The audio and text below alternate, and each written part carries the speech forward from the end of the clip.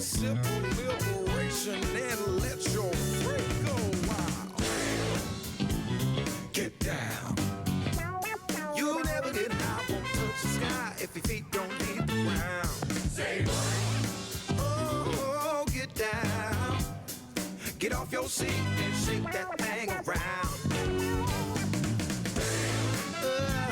Get down. You'll never get high, won't touch the sky if your feet don't leave the ground. Say what? Oh, get down. You got to shake that thing when you hear the sound.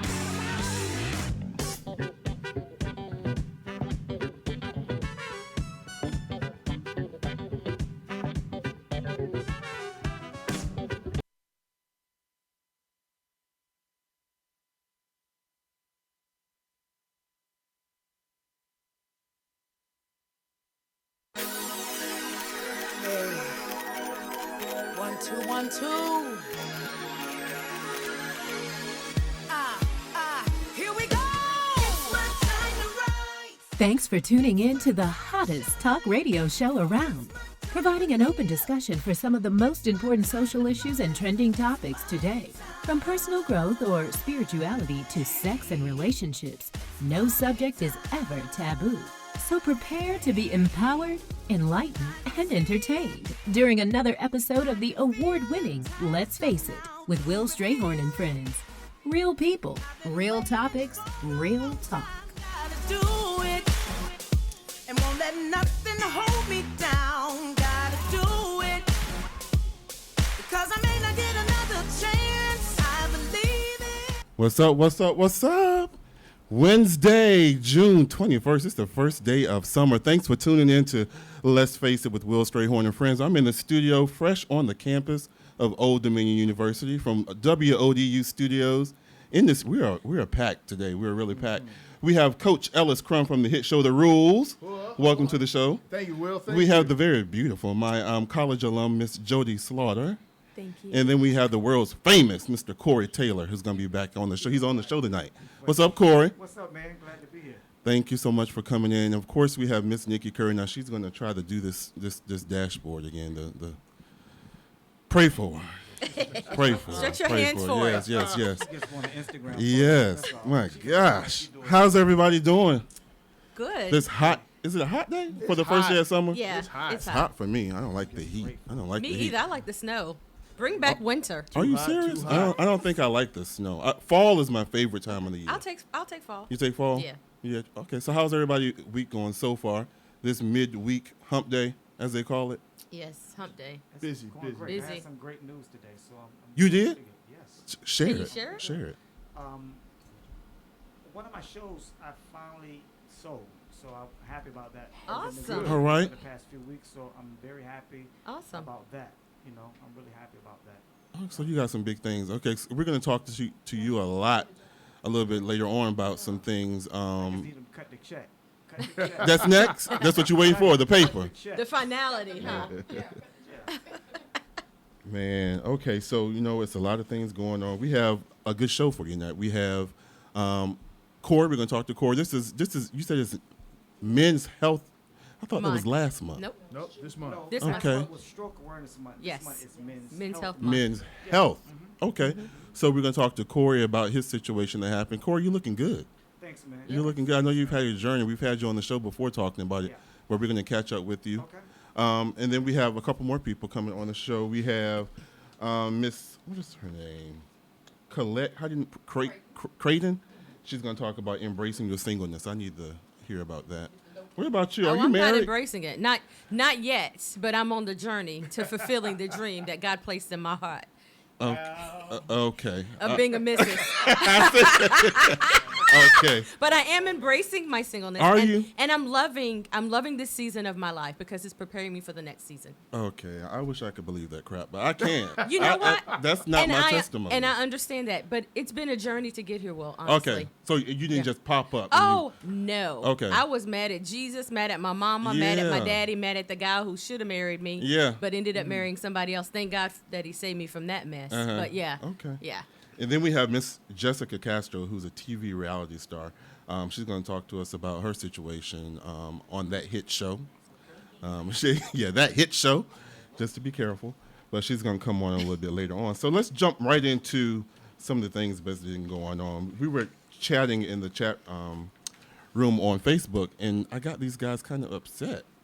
Coach. Yes. Coach kind of got out of character. I just asked a simple question. Just wanted to know, and we were in the car. Some people were just throwing the word around and it just hit me. You know, I was kind of in my feelings, as they say. How do you guys feel about being called the N-word? You know, there are people who are saying that, you know, we could take the power back, that, you know, we can turn it around. I think Jay-Z said it. I think Ice Cube said it. How do you feel about being called that, Coach? Now is your time. Well, first of all, I ain't going to be called that. You're not going to be called? Just be clear. They may secretly think it, but it will not come out their mouths. Especially not around me. So anybody from your own race? Anybody. Really? Would you stop somebody? Oh, we're going to have a transformational conversation about that. A transformation? That sounds long. It's going to be long, deep, and hard. Really? You going to give them history and all that? Well, we're going to break it all the way down. I'm going to break it down like a shotgun. Because you cannot be empowered by embracing the things that hinder you. Okay. When we empower, we overcome. We don't embrace. I'm an old soldier. When they tell me to go overcome the enemy, I ain't hugging them. Okay. And folks try to repurpose in order to rewrite history. And there's something inherently wrong about desensitizing us to the things that we're supposed to be sensitive to. What happens when we take the word, we normalize it, and it becomes part of our regular lexicon. Therefore, it loses its sting, which is supposed to make people feel better. But just because they feel better doesn't mean that they know better. And we really should be after knowledge, not after good feelings. So you don't agree with the fact that because that word was used to harm us, and back in the days, I was listening to Oprah explaining, and she was talking about a book, and they were saying that this family had gotten lynched, like all down to the babies up to the adults, and they were yelling the N-word at them. And she was like, everybody wants to take the power back, but it's too late for those people. That's our heritage. So you don't feel like when the rappers say that we can own that, we can take that back so that they can't use that against us anymore. You don't believe that? No, I think what it does, it denigrates the sacrifices of the people who died to make sure that we didn't have to hear that word. Okay. It is a derogatory word. It is straight from the pits of hell. And, just because you put lipstick on a gorilla doesn't make it any less of a gorilla. You're right. I've tried. You're right. You're right. Sorry. I'm sorry. Okay. All right. What do you think, Jodi? I have a problem with the word, and so I grew up in a place in southwestern Virginia where they used that word towards us frequently. And I remember the day that other persuasions? Yes. Okay. And I remember the day that KKK marched in downtown, where I'm from, Pulaski, Virginia, and we couldn't go to town that day. And my parents had to sit us on the couch. And I remember the pain in my father's eye as he told us, there are some people who are going to hate you because of the color of your skin. And I remember the first time I was ever called the N-word, and we literally had a race riot at my school where they had to shut the school down and had police officers, and there were these black kids who got stabbed and literally almost died. And so I think, back to what Oprah said, I think that we can render the word powerless without making it a part of our everyday vocabulary. And I think rendering it powerless doesn't mean that we have to use it and throw it around. It doesn't have to be a part of our vernacular in order for that to happen. And so, yes, I've had to educate people on what the N-word really is and why you should not ever call me the N-word, because it just would not be it wouldn't be a good thing. Corey? Don't even ask me, cause really? Listen, so y'all don't go in the barbershop and they say, "What's up?" And y'all stop them? I don't do the barbershop because, And I would stop using that barbershop. Really? Oh, yeah, because how you going to cut my hair if you have no respect for the heritage? You have to earn the nose. Sometimes just because you know better doesn't mean that you always do better. True. When you've been doing something for so long, right, it is hard because it's a process. And sometimes I forget with my friends and the word does slip out. Right. I don't say it openly and in public places like that. In public places like that. But if I'm texting somebody, if I'm talking to somebody on the phone, if I'm among some of my friends, and it's horrible. I can't even lie. But for someone has been using it for so long, to try to say that they no longer use it, I will be sitting up here lying to you all because I don't use it on a regular basis. But the fact that I use it at all, it is wrong. So, just hearing them is going to make me be more conscious of using that word. Yeah. And I appreciate your honesty, and I think that's part of the conversation that we need to have. It needs to be an honest dialogue, because I know plenty of people who use it in their everyday language like it's a word to be used every day. But I can respect the fact that that's where you are. Well, I just like people being real. Right. Because change don't come overnight. If you've been smoking all your life, I hate when people say, well, I just one day just stopped quitting. Yeah, in front of us. Yeah. Right. Yeah. What was the real process? You know Yes. It is a process. It is. And if you skip the process, then what's going to happen? You're going to have to repeat the process. Right. You're going to fall back into You're that gonna habit. Fall back into the habit. Yeah, So well, see, but I'm working on it. And yeah, but part of the thing is starting the process. Yeah. Many of us we get into this habit and we don't want to stop. Start the process of stopping. Yeah. And sometimes it takes a very stark, aggressive, in-your-face approach to say that ain't cool. Right now, when we begin to normalize it, think it's all good, it's all cool, then folks continue with that way. How do kids learn this? right. By watching older Oh, yeah. kids. They hear it. Right. Watching your mom and dad do it. Well, mom and dad, stop. But Stop. let me say this. It's just like going to church and you hear a pastor preach on one topic over and over again. There are a lot of words in our vocabulary that we shouldn't say, but we say them. Yeah. You know what I'm saying? When I was growing up, I was a yellow strumpet. Oh, wow. If And I know what that means. Yeah. If I have no idea. I mean, just so many words that people Right. use, and they still use them now without even thinking Yeah. about them. You know what I'm saying? I'm just giving that as an example. So there are a lot of words in our vocabulary, not just the N word that Yeah. should be taken out, that we use on a regular basis, that we have gotten so used to that, we shouldn't be using. So, I just like to keep it real. And So part of you real though, why there are a lot of words we shouldn't use, it doesn't make using this word any better. Instead of saying, so a lot of people will say that because there are other things we shouldn't use, what's the big deal about this one? Well, they're all a big deal. So, let's stop this one, and when we get this one licked, we go on to the next one.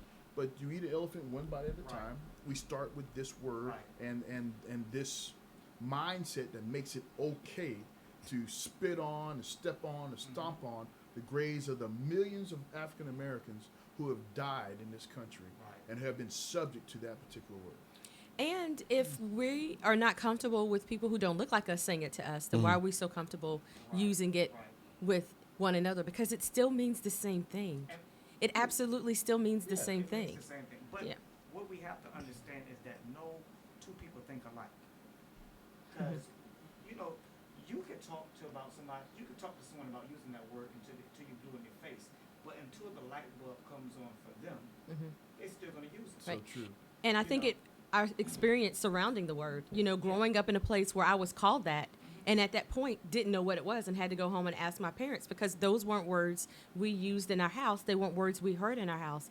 And realizing that people hated me because of the color of my skin, and my life was always going to look like that. So it means something different to me than it means to someone else who's never had that experience. Yeah, so someone like me who, first time I heard the word was in the movie Roots. Okay? Oh, wow. And that's the first time I heard it. And so for me, living in an environment where that word never came up, and I didn't hear it addressed to me until I was in college. And it was one of those things that was a very rude awakening. And it impacted me in such a way that I became an advocate of just destroying that word. And I think that's important because it goes back to your experience. And I think some people have never had an experience with that word. They just think it's cool, and they use it like they use other words that they probably shouldn't be saying in their regular common language every day with their friends. And so they think in that context that it's okay and it's cool. But if one of their classmates came up to them who did not look like them and used that word, what would happen? It would be on and popping. And I don't even know if kids say that anymore. But they would have a problem. And so we have to look at it across all cultural contexts. I agree with you, because if I'm at a light and if I see a Caucasian at the light next to me bumping music, you know, playing around. I'm just looking at them like, What? They thinking back, you know, I'm like, I mean, why are you doing that? You know, do you know what you listen to? Do you know what the meaning It's of the for song? Do you really know about the artist? But again, you know, how can I say it? Because I don't want to offend anyone. Offend them. Go ahead and say it. No, I'm not going to offend anyone because no two people think. I can't tell you what you need to be saying and what you not to be saying because we only see what we want to see. There's a lot of things that none of us should be doing. Right. You know what I'm saying? So that it ain't just saying the N-word. There are a lot of things. You know, if somebody is in front of me and they're saying something that I don't agree with, I don't understand, I am going to say something. But then I look like I say a lot of stuff that may offend people all the time because I'm very sarcastic. That's just my personality. But that does not excuse me from saying the N-word. I want to go back to it's a process. And matter of fact, because we're talking about it tonight, I'm going to be more conscious. There's a good friend of mine who's watching now. I say it to him all the time. Not even purposely trying to call him out his name. It's just in a joking way. But really not knowing the effect of, because the more you keep doing it, the more you're going to get used to doing it. And the more it's going to be hard to stop doing it. And I'm sorry.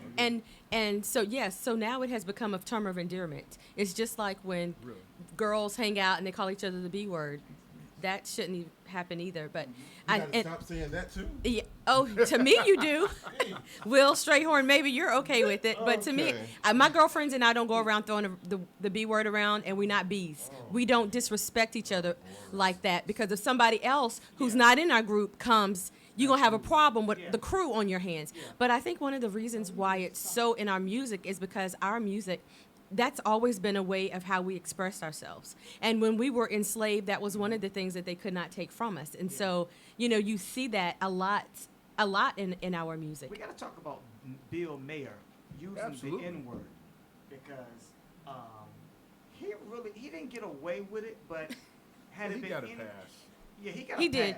You know, it's still, you know, Ice Cube ate him up, but still, it had Ice been. Cube is an idiot. Had it been no, I think he's very smart. He is very smart. Yeah, talk about we own this word. You know, I'm sorry, I didn't mean to cut you off. No. I'm just saying we need to talk about him. One of my friends just said that we need to talk about him and Ice Cube. Bill Mayer. Oh. And we got to remember that they feel comfortable using it because they see us. Because we're comfortable using it. And they hear it. As a matter of fact, there is no such thing as black music because our music now reaches everyone. It crosses and cultural they hear context. Those words. Right. You know, they hear us calling the B's, the N words, you know, the great one another, and they feel like that we are comfortable and okay with it. And to be honest with you, most of us are comfortable with it. Sometimes people just get caught up in a beat and don't realize the impact of the words to a song. See, but isn't that the reason that a lot of the major music companies allow this?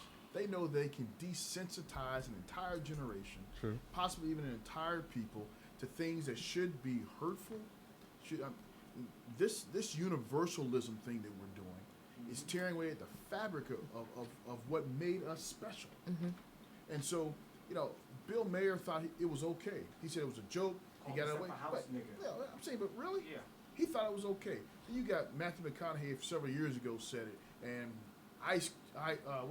Eminem said it a couple of years ago. You know, everybody's saying this thing, and they think it's okay because we say it and it's okay. But if we're honest about it, that's like, you know, we desensitize an entire generation to the word, and then we wonder why it's out of control.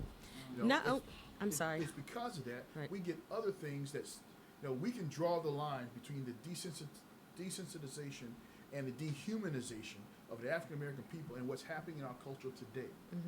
Right? When you got police officers who don't care enough to take the extra 2 seconds. We gotta talk about that. Okay. I'm glad you said that. When we have school, there's an article. You know, I work for the Army. There's an article that just came out that said African American soldiers are disciplined harder than other soldiers. You know, in the same way it is in the regular world with incarceration. Okay. And the Army prides itself in saying that we're all green. Well, you know, I know, like every other officer and every other NCO knew, that we had to be twice as good to be half as good. And so this desensitization helps other people believe that we are less. And if we let that go because it just happens to be the way it is, that's one of the biggest lies. It is what it is. You know, it is that way because we allow it to be. But in my presence, I demand better. And I think if enough people start demanding better, we get treated better. Okay. You know, we're going to move on real quick because we have, for our first guest, and I know we have to talk to Cory before he has to bounce out for another engagement. But, okay, so relationships. We have the relationship coach in the room. And then we have the guy who's desperately searching in the room. Then we have somebody who says she's fine being single. We have yet to see in the room. I don't know where Cory at, but, you know. So listen to this. Okay, this guy said, broke dudes have plenty of time. They will answer your text right away. They will call you throughout the day to check on you because they do not have jobs. Yes, they are not that busy. If you are selfish, vain, narcissistic, whiner, and unrealistic in your expectations on a grown man with responsibilities, try a broke dude today. So I want to know, when you're trying to get to know somebody, do you require that constant communication daily, you know, every couple of days? Or what do you think is reasonable? I want to ask you first, Jodi. Well, I think that it takes a shape and form all on itself. I don't try to rush it. And people say all the time, you know, well, if a guy wants you, you'll know it. First of all, I've never dated a broke dude because I had a daddy at home who made that abundantly clear that that was not the position I was supposed to assume, and so I never have. But I think that it takes a shape and form all in itself. And I think when we're getting to know each other, because my life is very busy. Like, I wear several different hats. Wait, Jodi. It's just me, boo. It's just me. Okay. So you meet this dude. Okay. He takes you out. You're like, oh, my God, this is him. You go home. You know, it's the next day. Do you expect to hear from him the next day? When do you start getting upset? The next day, I expect to hear from him because that lets me know if he's interested and he wants to continue getting to know me. Okay. After that, I kind of allow it to flow until we've made some ground. Okay. And then, then there's an expectation. And so when I text you, I want a response. And that doesn't have to be immediately because I'm not always able to get back immediately. And sometimes I'll look at it and I'll forget and go the next day. Right. But that doesn't mean I'm ignoring day. it. Yeah, because I'll forget because I'm so busy. And I get like 25 texts a day. Okay. And so I understand that. And so I think it's okay to expect him to contact you and to text. You know, most guys are not phone guys. Most of them, they're just not. Yeah. And they're going to, but if you're getting to know me, I expect more phone calls than text messages. You do? Yes, I expect you to pick up the phone and call me. If you really are serious about getting to know me, I'm not the text, hey, boo, what's a little meme every now and then, thinking about you, boo. Oh no, because you're not going to be thinking about me very long. So if that's all saved, so I should go ahead and... You're not going to be thinking about me very long if that's all you're getting. But I've also learned through trial and error that I have to be very cautious of the expectations that I have. Okay. Because sometimes I've had unrealistic expectations. Really? But that's not what this show's about tonight. Okay. Somebody told me to ask you, what is your idea of the marriage concept of marriage? No, what they said, please ask her where that concept of marriage originated. Where the concept of marriage originated? In the Bible. It came from the Bible. God said that it's not good for man to be alone. And so he created a suitable helpmeet. And I thank the Lord for that scripture because I am a suitable helpmeet. But I also think that it's important to be realistic. And so, when I say that I'm satisfied in my singleness, that doesn't mean I want to stay here. I've just learned that unless I'm happy, no man is going to make me happy. He is to add to my happiness, and no relationship can make me feel fulfilled, complete, and valued. It can add to the things that I already feel about myself. And I had to get to that place because not being married was consuming me. It consumed me. Yes, and it so does. it has been a struggle because all of my friends are married with kids. Right. And I've been a bridesmaid multiple times, but never a bride yet. Well, it's coming. I want to go back to something you said about texting. Some people you can have a conversation by text message, and there's some people you cannot because they misinterpret it. You can say, "How you doing today?" What you mean by that? The same how I was doing yesterday. I mean, they can just take a text or take a word and misinterpret it, and just some people like even in relationship, Mhm. just with your friends, there are just some people you know you cannot have a text message with because they just go left. They take it out of They context. misinterpret everything you say. You ever met a person like that? Yes, and I don't text them. Yeah. Yes, and I don't read their texts or respond to their text messages. You know, one of the things that this idea about do you expect them to call you back? You know, we have a rule for that. Yes, we do. Which is getting you knowing our us, and really you're establishing in this get to know our us whether or not you need that constant conversation. Right. Let's be honest. We just meet each other. You're gonna have to tell the dude not to call you if he's really interested. Mhm. Okay. If he's not calling you on a regular, trying to be in your space, then he's trying to bench you as opposed to trying to make you the star player. Let me say this to Okay. you, two things. Somebody wanted me to ask you about if, let me say what I want to say first. People are going to treat you like you treat you. So if you don't have no standard of respect about yourself, They're not either. then that's how they're going to approach you. That's right. And that's anything that you do. You know, and we'll True. talk about this later, but I know since I've had this mild stroke that vulnerability has set in. And I normally wouldn't accept things that I'm accepting, you know, and then I had to recheck myself. I'm like, listen, you know, you have to be careful how you let people handle you. Because how you handle you is how they're going to handle you. You know what I'm saying? So we have to be very careful with that because sometimes we wear things on our faces and we don't even know what we're wearing. We wear vulnerability. We wear loneliness. We wear thirsty. We True. wear horny. Let's be honest. You know, Yeah. come So on. sorry. You're right. You're you're right. Try not, but okay. Someone said that if they didn't believe in the Bible, would you date them? Guy just asked me that. His name is Derek Flint from New York. So let me say this. So let me say this. So I believe in God. And that's how I was raised. I was raised in the church. And there are a lot of lies that I came to believe about God and myself because of the messages I received from church. And so as an adult woman, I have had to search the truth out for myself. So let me say this. So my relationship with God is very important to me. And I would, you know, how can I'm going there. So it's important for me that he would be able to merge our lives together. And because my relationship with God is a very important piece of my life, I would not marry a man who didn't believe in God. Now, our interpretation of our relationship with him may look absolutely different because we're different people. But for me, I would not. And not because I'm churchy, because I'm not churchy. I have a relationship with God. And to me, those two things are very, very different. I would probably, because I believe that love covers a multitude of things, and sometimes things happen for a reason. Sometimes that person may be your test, and it's a process. And sometimes we abort the process too early.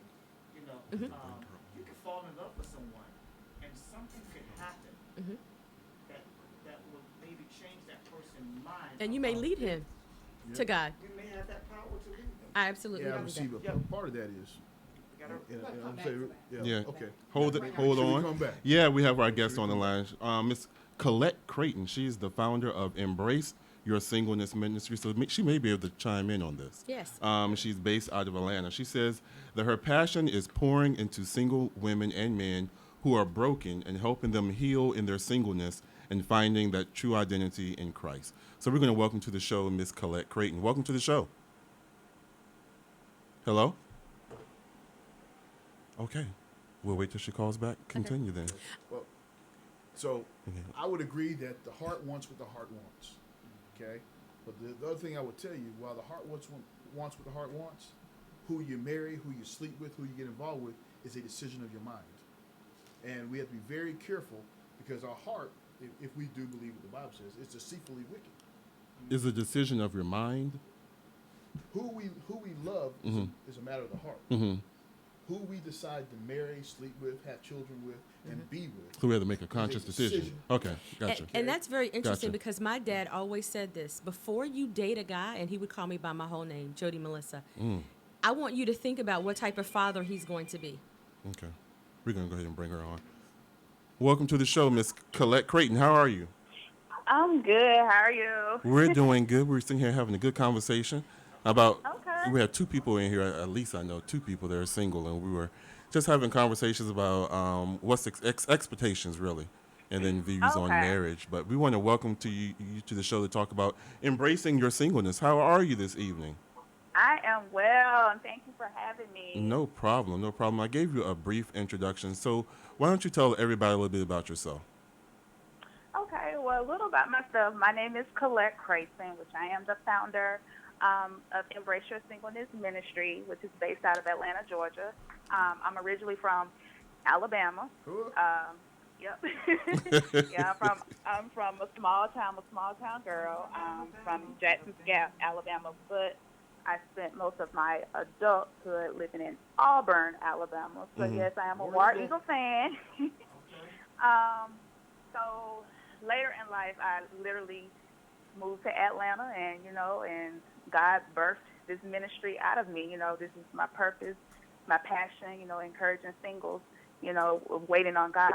Becoming God's best in their single season. You picked the right place. Why did you start it?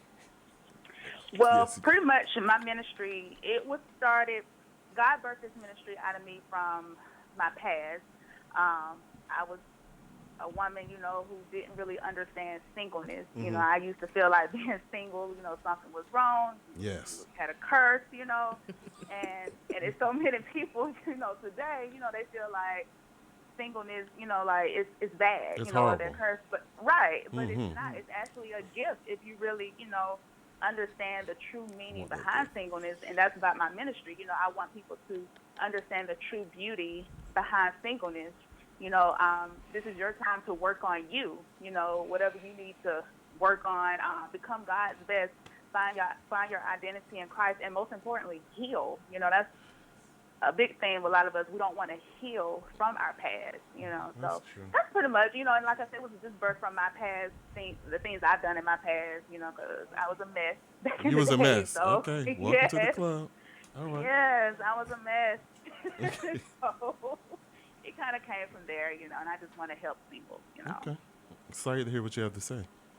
Hey, Collette, this is Yeah. Coach Ellis, also from Alabama, so it's good to meet you. Oh, War okay. Eagle. Right, Although I'd say go Hornets, but Hey, so look, as a relationship person, as a single person, this idea of embracing your singleness, does that idea actually turn some guys away who might be interested in you because they're thinking that you're so involved in being single that you're not marriable? No, not necessarily. Some people think maybe like I have my guard up, but no, not necessarily, because I'm going to be honest, like with me, I feel like, I don't know, sometimes I feel like I'm ready, and then sometimes there's other areas I feel like that I need to work on with me. Like I'm still going through a healing process. I thought I was completely healed, but I still got some damage in me that I'm working on, and I was the type in my past where I didn't allow myself to heal. I felt like I needed a man to help me. I felt like my new boyfriend would help me get over my ex, and I didn't allow myself to heal. So no, not necessarily. It doesn't turn. I let them know straight up, like, I'm not ready or I'm not interested. But hey, but no. Okay. And I'm single by choice too. By That's right. Hi, Collette. This is Jodi Slaughter, and I have a question for you. And you've mentioned this several times while you were responding to Coach Ellis's question. You talked about being healed, and so I'm wondering, are you of the school that believes you have to be completely healed before you're married? No. Okay. I don't think so. No, I don't think so. But I feel like you need to be somewhat healed, because I feel like if not that with me, I feel like that my man or whoever, my boyfriend, whatever, I feel like that he may pay for the damages of what another man done for me. And I don't feel like that's fair for him. But no, I don't feel like you got to be 100% healed, but I feel like you need to be somewhat healed. Well, let me ask you this as a follow-up question. Do you believe that the man that God has for you is going to aid in the healing process? Because I find that very interesting, because I've been told that as an unmarried woman, that the reason why I'm not married is because God has so much work to do in me. And so my response to that is, well, why did you get married? Because it seems like there's some unfinished business from your childhood going on, but we're not going to talk about that right now. And so I hear that thrown around a lot, especially in churches, as it relates to singles ministries. And I'm just wondering, what are your thoughts on that?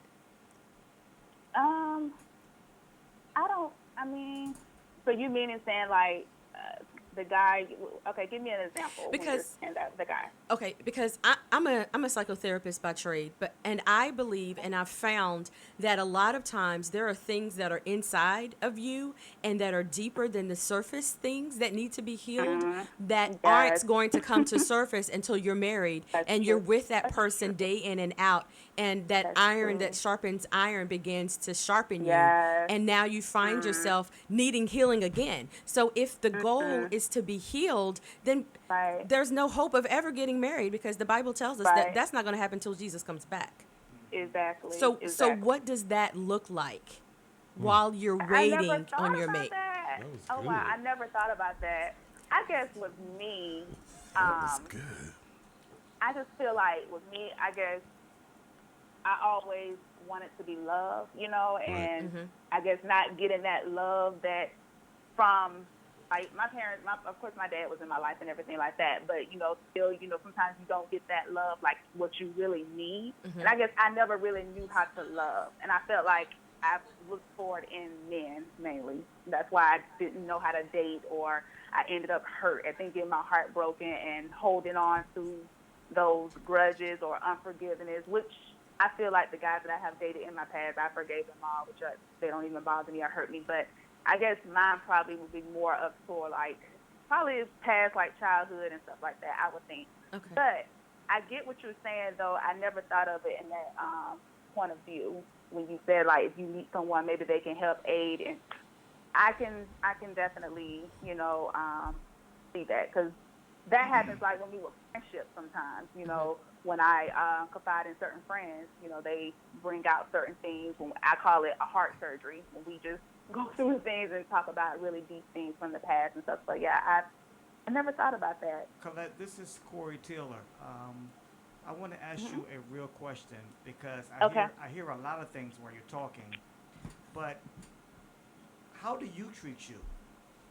Because it's important that you treat yourself well enough to know who you are before you can allow anyone else to come into your life, because people tend to treat you how you treat you. What you accept is what they will give. That's true.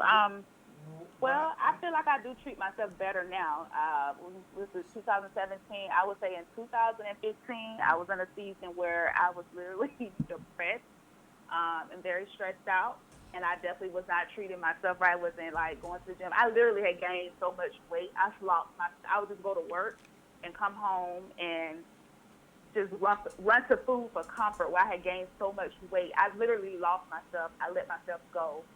And last year, 2016, I was like, you know what, Collette, it's time to live. You're saying that you want these things in a man, but you ain't even doing it yourself. You say you want a man to eat healthy, who stays in the gym and this and that, but you're not even doing it yourself. You're not even applying it to your own life. So I had to really get serious, find myself again, hire a personal trainer, start eating right, eating healthy, and end up losing the weight, getting back to my normal size. So I would say that would be an example of loving me, and just there's other areas too that I need to work on, but that's one of the biggest things that I kind of what happened to me when I let myself go. Okay. Also, if you have any questions for Collette, you can call 757-683-4405. Collette, I have a question for you. I'm a hairstylist by trade. I have a lot of single Christian female clients. These single Christian female clients, they're having sex. I was always taught that you couldn't. I'm not going to say it's something that I practice, and I'm a Christian, but I want to know, since this is your ministry, this is what you specialize in. How do you handle that temptation as a single woman trying to remain celibate, until marriage? How do you handle when you're pressured with sex? Because if you're dating, I'm sure that, has come into the play. Correct? Oh, it's very, very hard. Oh my God, like Repentance. temptations. It's hard, and I've been celibate going on 6 years in December, and Lord knows it's like it's getting worse and worse. But I would say I hang around a lot of Christian friends, like-minded people that hold me accountable. I mean, I'm gonna be honest. If They I can't hold you accountable 24/7. Huh? They can't hold you accountable 24/7. No, they can't. No, they can't. But they can pray for me. Because I'm going to be honest, there are times, like, if I can be honest, like, I'm like, oh my God, like, Lord, I can't face this. But thank God I don't have anybody. Because You if let I John slip in at 11 o'clock. Right. Yeah. Right. Or let me pull this old number out. 2 o'clock. So, I say that. I pray a lot. I have to pray, like, God, you Yes. got to help me this precious week right now. And, Right. like, come on, God, I can't take this. Reading my word. I try not to, like, it's certain music I don't listen to because it may take my mind into La La Land where it doesn't need to be. Certain secular music and stuff, I just can't, like, my spirit, my flesh doesn't agree to it. I'm like, or I have to change the station or so. But that's what me. And then another thing, too, I don't just, with dating, like, that's why I feel like whoever I meet, it has to be someone who's really a Christian, a man of God who is already celibate. Because I feel like if he's not celibate, Who's already okay. he needs to be already celibate. Yeah, I don't need no man who's just kind of on they back and forth with it, because when I get weak, he probably be like, leave me on in the bedroom, So I need something already there. Exactly. Right, I need something already there. So when I'm weak, he can strengthen me and pray for me. And when he's weak, I can do the same for him. So, yeah, we got to be on that. We got to be on one accord with that. I can't, because I don't Sounds trust good. myself. What a concept. This is Coach Ellis. I think it's absolutely great, because the idea is that the guy has to be able to be strong enough to tell you no when he really wants to say yes. And unfortunately, there ain't a whole lot of folks out there like that. So I ain't gonna ask for no Well, polls. see, my clients, they have boundaries. Certain things count and certain things don't, they say.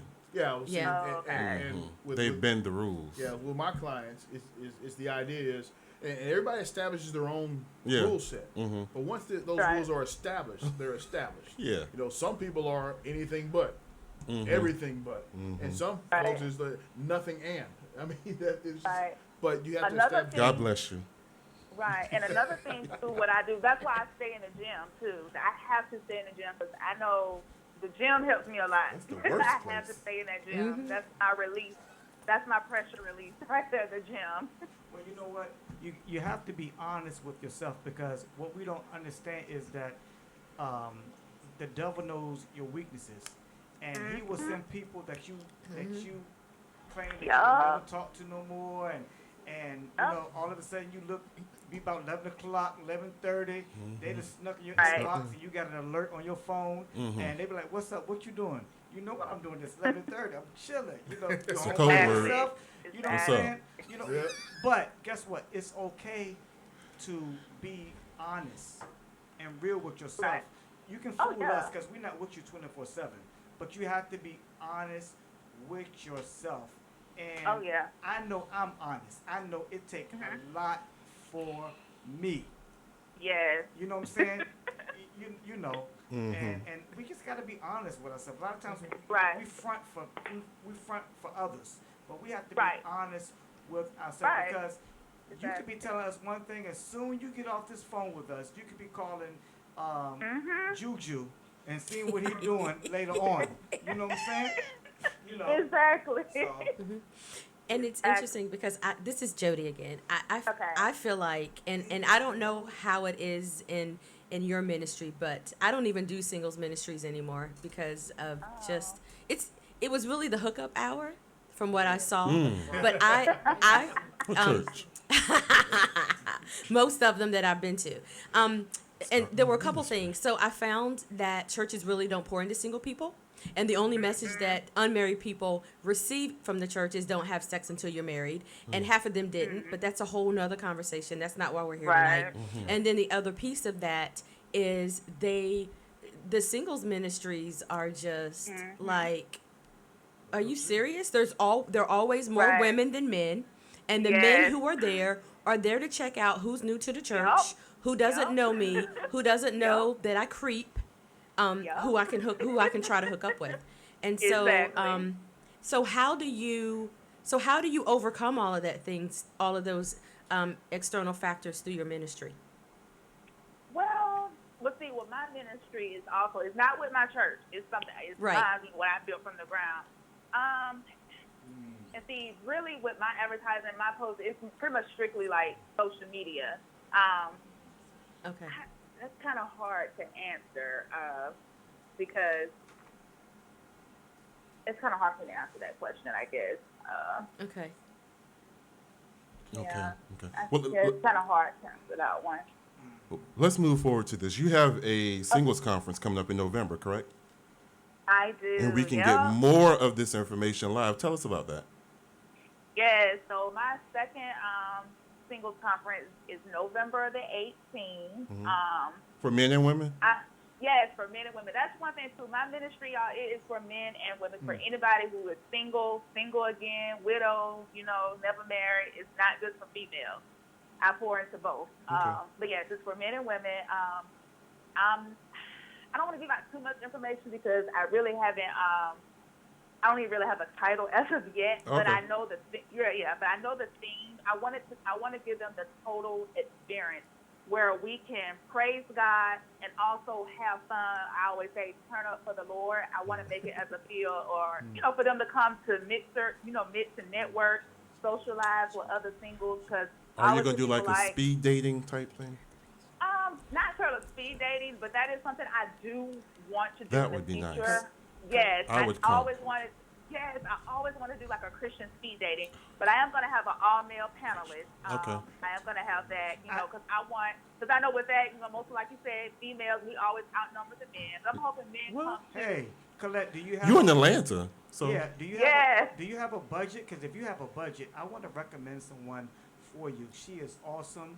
I had a mild stroke last year, and she sends me prayer. She's a powerful lady. She's actually Ronnie DeVoe's mother from New Edition and Belle Biv DeVoe. Oh, but she is and she's awesome. here in Atlanta? She's in Atlanta. She's been sending me scriptures and just sending me encouraging words since I had my stroke for a year and almost a year and a few months. But if you have a budget, please let us know. And if you don't have a budget, then when you get a budget, I will refer her to you. But she's a powerful woman. So she's a good speaker. So maybe we can connect and do some other stuff exactly. too. Okay. Yeah. Get that budget together. Okay. Let me know. Always good to know people. Good people. Yes. That's I'll be right. looking for those divine connections. Oh yes. Well, But Collette, how can people find you on social media?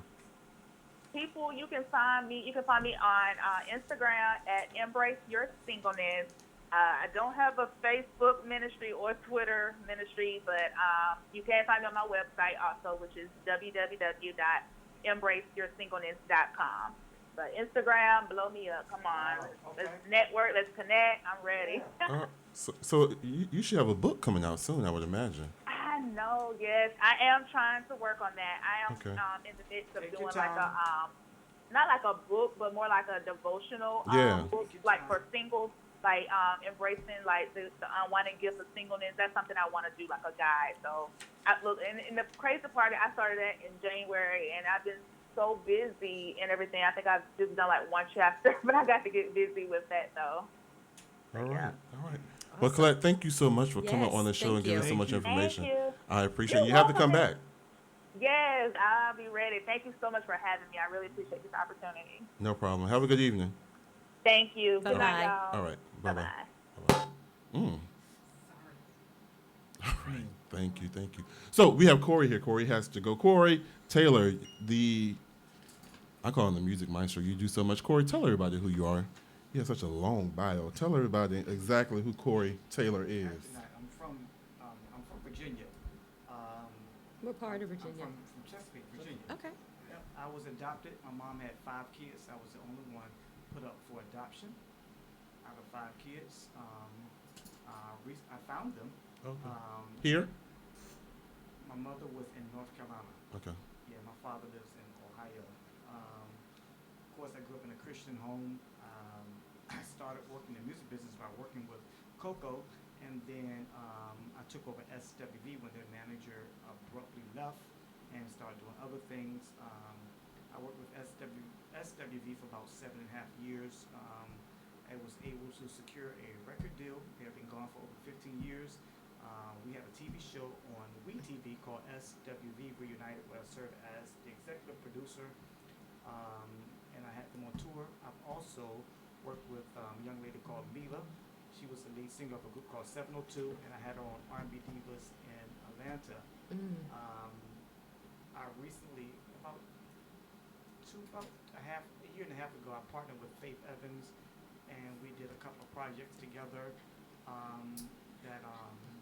Recently, one was just picked up, so I'm really excited and happy about that. It's been hard. I suffered a stroke back on February the 16th, a mild stroke that just kind of last year, 2016. Okay.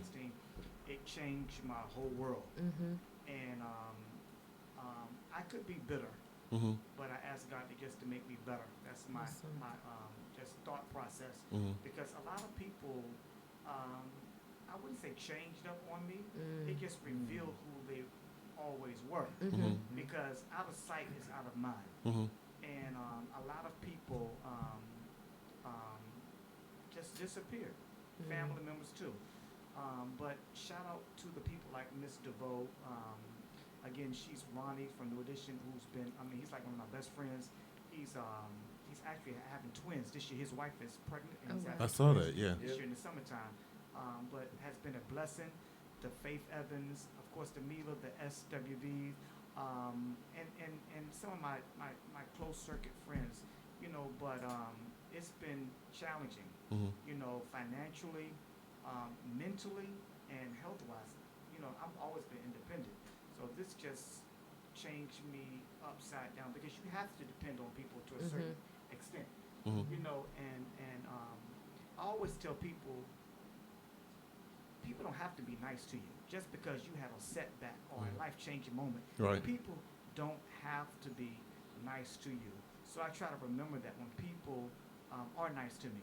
But I can tell you that it has changed my thought process. It changed everything about me. I could be like, God, why me? But if God didn't think I could handle it, He would have never gave it to me. Exactly. So I just thank God. I just came back this weekend. I just started flying again. I've been helping out Group Blackstreet, and we were in San Diego. So I've been working slowly but surely, trying to get back into the swing of things. I'm still suffering some paralysis on my right side, and I think y'all made it worse by walking me to death. There he goes. That's not my fault, Cory. I didn't even know. I didn't know. I thought I was at King's Dominion. I walked so long, But prior to you having the stroke, did you have any warning signs? Were you? You know what's funny? The day I had a stroke, that morning I felt some numbness on my right side. So I thought I slept wrong. So I immediately jumped out of the bed, and it went away. I went to go get a haircut. If I don't do anything else, I'm going to get a haircut. I'm going to get that fresh shave on me. So I went and got a cut. Came back, ran my errands for the day. Came back that night. It came over me again. I say something's not right. I jumped in the shower. Took a shower. My equilibrium was off. I fell in the shower. I got myself together, dressed, and drove myself to the hospital. From there, it went down. I was in the hospital 4 days before they diagnosed me with having a stroke. They actually came the next day and told me that the good news was I didn't have a stroke. They thought it was MS. Then I had just came from Africa, and they thought that maybe I caught a virus from Africa. So when they told me that I had a stroke, it just turned my world upside down. And like I said, God just told me, I'm going to let people see you, so people know that when I turn this thing around, it was me that did it. So I just use it to my advantage. I became the ambassador for the American Heart and Stroke Association. BET just recently did an article on me. I did something with Bossip and Vibe, and a lot of my friends, that have a lot of, status, have been really pushing and helping me to get the word out. So it could have been worse, because I could be paralyzed all over. True. I could be in a vegetable state. True. I could not be able to walk. So I try to look at those things. But I'm going to tell you, I'm not the same Cory Taylor, you know, and I tell people that all the time, you know. To be honest with you, I front a lot when I'm in public because I hate when people are looking. I hate when people ask me the dumbest question that somebody asks me, even though I know everybody don't know. What happened to you? Did you have a stroke? You know, somebody asked me, they yelled at, I think I was in Walmart or in Farm Fresh, and they yelled at, Cory, what happened? Did you have a stroke?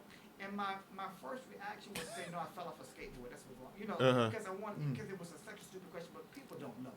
They really don't. Everybody don't know that you may think knows, you know, but I hate it. I hate the looks. I hate that I'm not able to do a lot of things. I'm not able to run.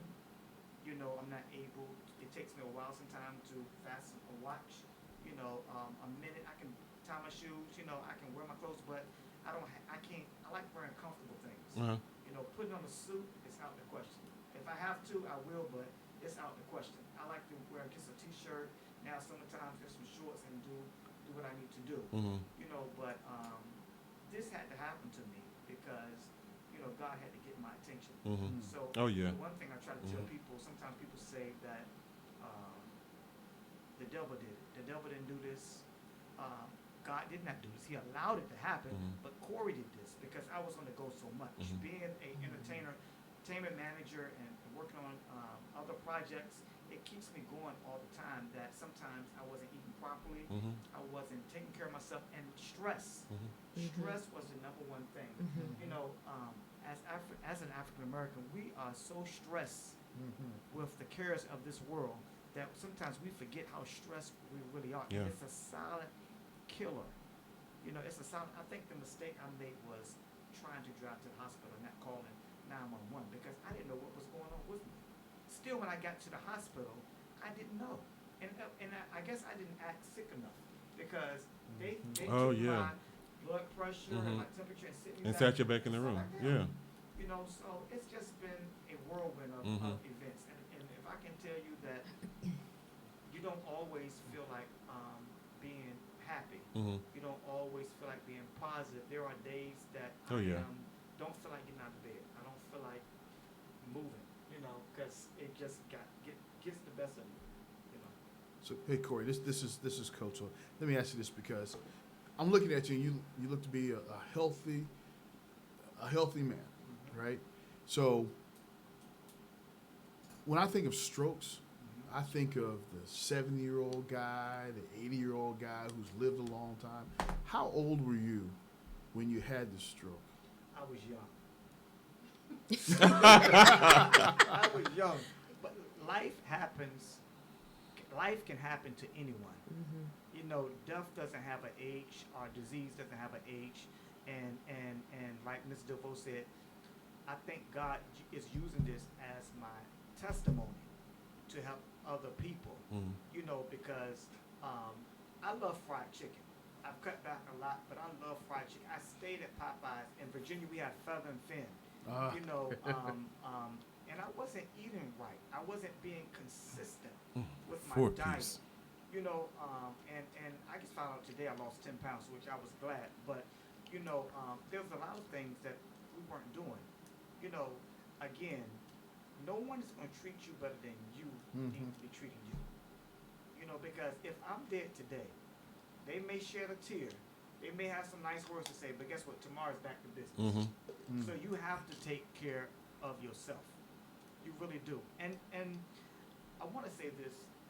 Sometimes God will send the people that you least expected when you're in a crisis. Because I would never have thought the people that I personally have been there for would vanish like a ghost. And it's been I wake up every morning to a Bible verse, some encouraging words that Mr. DeVoe, who's watching, send me every morning. I don't even get a phone call sometime from my sister until a week or two later, or my brother. You know, I had a pastor here, and shout out to Michael Golden, who raised $7,500 in 30 minutes for me at an event that they had. Wow. I had a friend I've been knowing for 20 years call me every 2 weeks. I told him, stop calling me. You ain't ask me if I need a napkin, if I need some water. Don't call me you know how I'm doing. So come over here and see it. Don't just call me. Come see. If you want to know who your friends are, have a crisis. Be in a situation that you need some help. And I hate to talk y'all to death, but it's just a learning experience on all levels. And either God told me either you're gonna sink or you're gonna swim. There are some people who get joy out of your setbacks. And just because it's been delayed, that doesn't mean that it's going to be denied. And one thing I do believe that God has his hands on my life and he has favor, because there's things that I've been able to do laying in that bed, couldn't even move. And I'm being honest with you, and the only reason why I'm out and I'm letting people see, because I want them to know this ain't me. It's no goodness of my own. This has been by the grace, mercy of God. He has not allowed me, and I can talk all night long. He has not allowed me to lose anything. There's some things I voluntarily gave up, but that was by choice. But he hasn't allowed me to do anything. So if y'all want to write a check to me tonight, it's Cory, Take up an offer. Cory Taylor. I've been with Bank of America and Navy Federal. This is so funny. Well, I'm glad that the Lord allowed you to live through it, to be here with us tonight. And I just speak healing and wholeness over every part of your body and your mind and your life. I want to add this. And I won't talk to her enough. We have to be very careful who we are vulnerable to. Because sometimes people will take an advantage of your vulnerability. I've had some friends who don't even realize how they treat me now. They treat me for where I'm at now instead of for where God is going to take me. You know what I'm saying? Just because I'm down right now, Don't count me out. I'm going to be down tomorrow. That's right. And one thing about me, where there's a way, there's a will. I may pout for 1 or 2 minutes, but then I'm going to suck it up, I'm going to get up, and I'm going to try it again. That's how I am. I always have an A, B, C, D, E, F, G plan in place. But you have to be very careful. And I say this over and over and over again. People will treat you how you treat you. And people can only do to you what you allow them to do to you. So I'm very careful, who I am vulnerable with, who I'll allow to get in my space, because everybody doesn't have your best interest. And believe it or not, there are some people out there who've been assigned to speak evil over your life. If I'm wording it right, it sounds crazy because I'm an optimistic thinker. I'm thinking everybody has some good in them, but there are some people who are glad when bad things happen to you, and that is sad. But they really are, and that's why even if I ain't got but $5 in my name, if I think that you think like that, you ain't gonna know it. So let's just real talk. See, I think that's amazing. A lot that you were saying, I resonated with me because a lot of people know, well, everybody here knows that I was on dialysis from 2006 to 2011. 2012. Wow. I did dialysis every day, every single day. Wow. But a lot of people wouldn't have known because I was still working. I was still in school full time. I was working for Mazzani. I was traveling. I used to carry my dialysis machine with me. I would get free upgrades on flights because I had that big machine. But I didn't let it slow me down. But I was on dialysis because, like you were saying, the people that I expected, because I was like, the people I know, somebody's going to step up and help me get a kidney. But my whole family, no friends, no family, nobody tried to get tested for me. And, it caused a lot of tension in relationships, especially in my family, because people didn't want to get tested. They were like, well, you can live on dialysis. Dialysis is not that bad. I'm like, well, you're not doing it every day. So I understand what you were saying, the people that you thought were going to be there. And then God blessed me in 2012 and I had a transplant. And those people I haven't forgotten, but you treat those people, you remember, you don't forget, you remember, you don't forget it. But I have to forgive a lot of people by set a distance. So I understand and I appreciate you coming on the show and being honest and open and transparent about your journey. Treat people better than they treat you.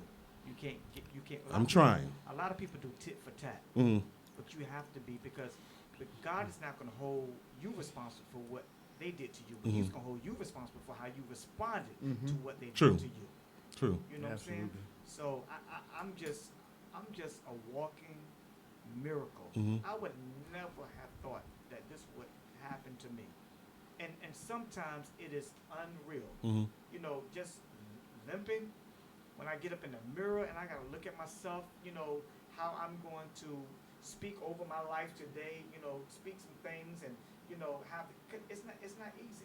You know, I will be fronting saying that it's easy, but it's not easy. And people don't, I hate when someone say they know what you're going through and have never been in your shoes.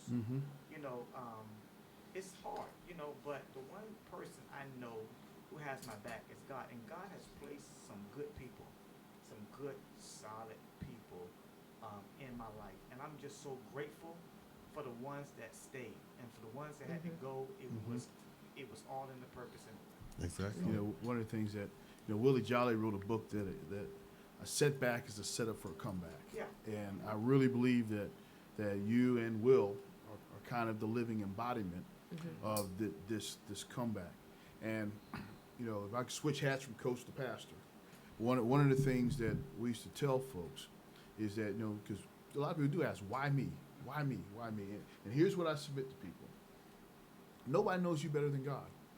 Why you? Because he trusts you with it.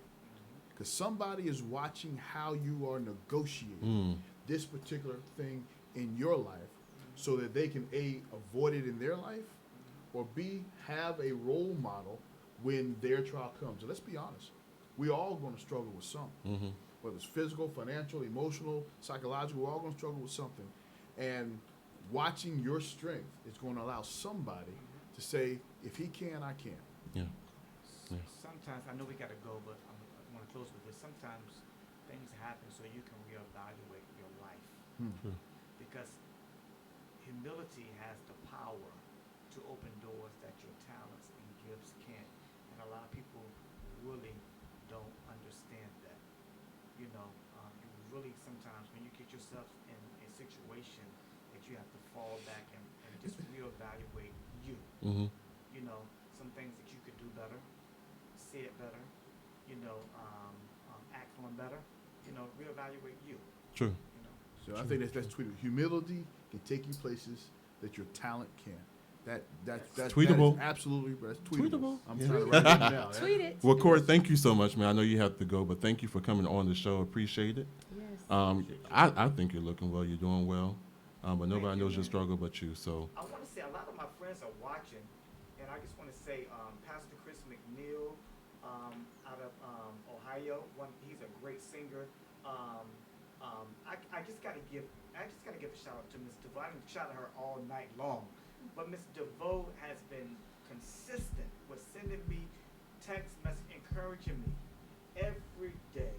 A lot of my friends from Virginia talking, Derek, Mr. Turner, all of my friends I see some friends from Deep Creek.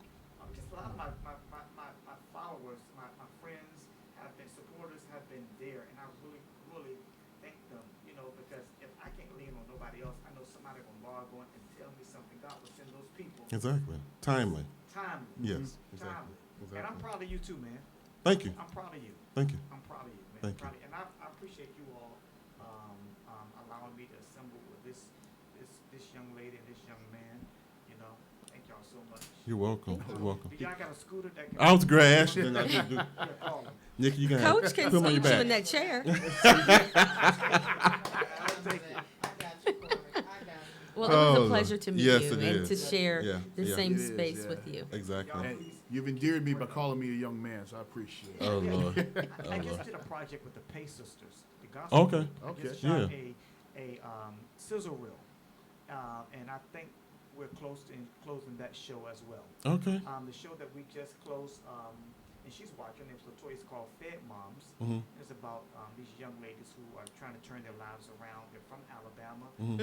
They did white collar crimes, you know, but they're turning their lives around, and they're doing some awesome things, you know. And that's gonna be what? It's a show. It's a TV show. A Yes, TV it's show. docuseries Okay. called Fed Okay. Moms. All right. Fayette? Fed When is that going to come out? Well, You have a date yet? we're still finalizing everything. Okay. I'm hoping by late fall. Okay. Early Fed 2018. moms. I like that. Okay. Yeah. All right. That's our next guest. Awesome. Okay. Thank you, Mr. DeVoe. Appreciate you. Love you. Thanks, Chris. Now send me some money, man. Thank you. That was Cory Taylor, everybody. You know, we have our next guest. She's already called in. Jessica Castro, TV reality star, actor, and social media influencer. Her title, Life, Love, and Everything in Between. Please help me welcome to the show, Miss Jessica Castro. How are you doing? I'm great. How are you? Doing well, doing well. Looking at your picture, beautiful, beautiful. Very beautiful. Thank you. I appreciate it. Yes. I'm not sure if can you hear you. Can you hear? No. Okay. Yeah. Oh, I can hear you. Can you hear me? No, it's kind of really, really faint. But okay, so you started your career in entertainment at the age of 17 in a pageant right here. You ran Miss Virginia. Tell us about that. What got you into running that? That's correct. So when I graduated high school, I was born and raised here in New York. I wanted to get out, and I have a lot of family over there. And I grew up watching pageants, and I always said to myself, watching with my mom, I want to do that. I want to do that. And then when I lived in Virginia, I somehow received in the mail like the form for Miss Virginia, and I'm like, well, I didn't apply for this. So for me, it was like a sign. I had nothing to lose. Okay. So I figured, why not? And I did it, and it was a great experience. Although I didn't place. You didn't place? No, I did not. But I was a newbie. I didn't know the do's and the don'ts, and I just kind of knew what I watched on television, and it wasn't good enough. But it was a good experience. I don't knock it. It's just the pageant world. It's a whole different ball game, I was one and done. That's it. Okay. All right. Miss Castro. Yes. Hey, this is Coach Ellis, and I watched you on TV. Okay. I'm an avid fan. I was telling Will earlier, I think this is one of the most, I think this is the best social experiment ever. But what I want to ask you, though, is that how has that reality TV experience changed you? Like you said, you watched the show, so obviously it wasn't the ending that I had hoped for. It wasn't the ending that I went into going into doing the social experiments, and it is what it is now at this point. But I feel like I needed that to happen in my life for me to just kind of for reality to slap me in the face and be like, wake up, Jess. You don't need to rush parts of your life. Right now it's not meant for you to settle down, and that's okay. Everyone has their time, but don't rush it, because I feel like when you rush certain parts in your life, it just it's not meant to be in your path at that moment. Things just go left, and that's just kind of what happened. And I realized that I learned to be a lot more patient. I realized that everything will happen when it's supposed to, and I just keep it at that. I focus on what's important, and that's my career and my family, and truly being happy with myself in order, for when I do get into a very serious relationship, I'm able to love that other person 100%. Okay. So it was definitely something I needed for myself on a personal level. Would you recommend that type of experiment to others? I've been asked this question a lot, and I say yes and no. And the reason why I say no to begin with is because, it isn't a social experiment anymore to me, in my personal opinion, because, I'm season 2. They're already on season 5. They still haven't had any couples stay married. So to me, it's like they're not doing it for the right reasons. Not the people who are signing up, the people who are in charge.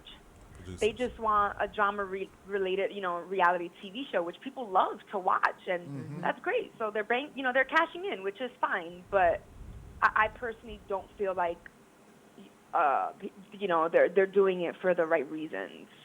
So if someone really, really, truly wants to find their soulmate, that is not the way. Thanks for the heads up.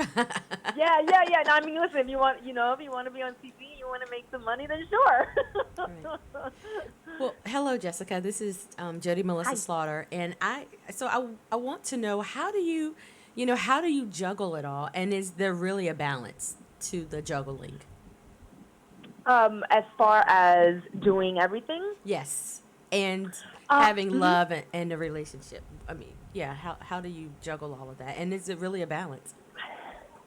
I think there really is a balance. On top of all of that, a lot of people don't know. I've always worked corporate, so I've always had a full-time job because, anyone who knows it's in this industry, it's not a consistent thing. There's ups and there's downs like any other industry. So, right now I do work a part-time job just to keep me a little bit more scheduled. And there are times where I have an audition very last minute. And there are times where I'm running around like today all day, and I haven't eaten. But, that's just kind of the game sometimes. But, sometimes I sit back and I realize, well, damn, Jess, maybe you do need to sit down. You need to eat. You need to relax. And then, when I get home, I will, take a nice hot bubble bath, or, I'll just, think about the day and how really blessed I am. No matter how busy I am, I'm always forever grateful because I cannot be busy. I could just be sitting home on the couch doing absolutely nothing, Right. So, the good thing about it is I don't have children, so I can get up and go. I know that if that was my situation, it would definitely be a lot harder, I'm sure. I see my sister-in-law and my sister, they have kids, and I see, and they work full-time, so I see the struggle. Right. So for me, I think that's definitely that's not in my path right now. Eventually, hopefully soon. Right. But I take that as a blessing. So. So, Jessica, this is Will again. So, sometime between age 17 when you competed for the pageant, and then you went into modeling, I understand, and then I guess Hollywood. Somewhere along that line, you did the show. Now you discovered your passion for helping young women, and especially the Latina community. What do you think inspired you to want to get more into the inspirational realm? With everything that really went on with the show, the arguing, and then, unfortunately I had to, get safety for myself and my family. That for me was just real life at the moment. But then as everything played out on national television and in the public and in the media, I had tons and tons of women and girls of all ages and races and from all over the world, Right. sending me messages on Facebook, Instagram, Twitter. I mean, emails that they are in the same situation or have been in the same situation and they don't know how to get out, and they would ask for advice. And I'm like, you want my advice? Like, this is crazy. I would never think in a million years that I could be someone's inspiration. And that just kind of happened, week after week, day after day. And I was literally bonding with these women. I've even made friends. Like, I would give them my email. I've given my number out once or twice. They can text me because some people, some women feel like, or people in general, they feel like they don't have anyone to talk to. And you just never know what they're going through. And if you can just be an ear for one person, you could probably save someone's life. You never really know what people go through. And for me, I took that and, I try to save as many messages as possible because, I still have my bad days. And I go and I read them, and then they're like just such an inspiration. And that's, it makes me feel good inside that I can help someone else. So, we decided to have a women empowerment event, and that was my first one the beginning of this month. And it was a huge success. And I'm hoping that would be the first of many. Was that something that you produced, or were you a speaker there? What capacity did you do? Well, I was, so my publicist, she was the one that did everything and gathered everything, but I was the one that hosted, and then we had 5 other women on the panel. So it wasn't just me just sitting up there running my mouth. We did have some other women who are also in the industry, some women who are Latina who are not, some who are mommies who are not. So we had a variety of different women, which was it was a success. I'm happy about that. And you spoke on what topics? Well, we spoke about, obviously the mommies spoke about juggling life. Just like I was asked, how do you balance working in the entertainment, working a full-time job, and being a mommy? We spoke about social media and how it's a huge impact on our daily lives today. What else did we speak about? There were a few other things. I had some hats made that say create the best version of you. Mm-hmm. So we asked everyone, well, how do you define, creating the best version of you, and what inspires you? So those were some topics that we touched on. So Jessica, this is Coach Ellis again. So you have done what a lot of people want to do. You have been on television. You've been in a pageant. You essentially you've lived the American dream. Right. Okay. So what's next? What is your dream to do next? Acting has always been my baby. And it's I'm sure people know it's a very, very tough industry. And I don't want people to think that just because I have been on national television that I'm getting offers left and right. That is not the case. I still had to start from the bottom up. And that's okay.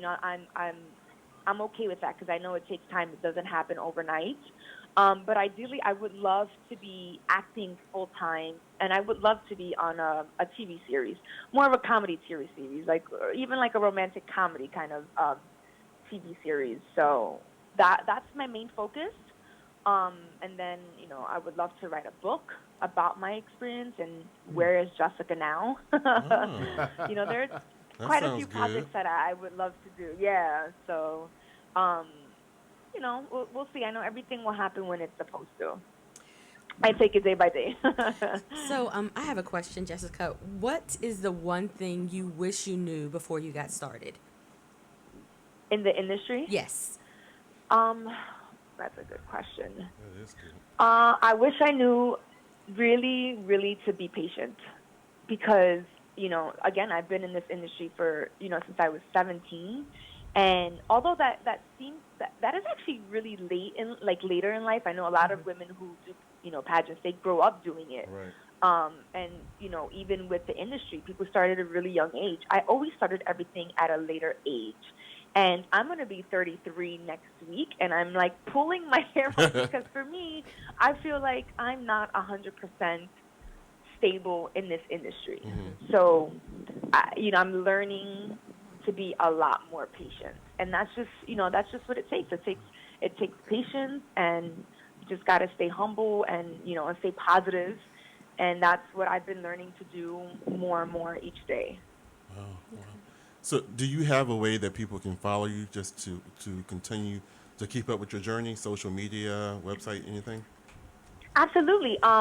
You can literally just plug in Jessica Castro on Instagram, Twitter, and Facebook. And I have, all those 3 social medias platforms. I'm working on a website at the moment. I had one, but I had to take it down because of this show, and then I just discontinued it. So I'm working on that now. But right now, just social media is the best way. Okay, and they look up your name? Yep, they can just plug in Jessica Castro. All right. I don't think it's really that much of a common name, so I normally am the first one to pop up. Okay. Well, thank you so much, Jessica, for coming on the show. Thank you. Best of luck with all that you do. Yes. I appreciate it. Yeah, you have one big fan here. I'm a fan too, but I'm a fan. Coach Ellis is just like I am a fan. Yes. I'm a fan, yes. but I can contain myself. Yes. Well, I ain't gonna front. I'm a fan. You guys are too So funny. the best Thank you so best much, of luck to you. though. Nikki said hello too as well.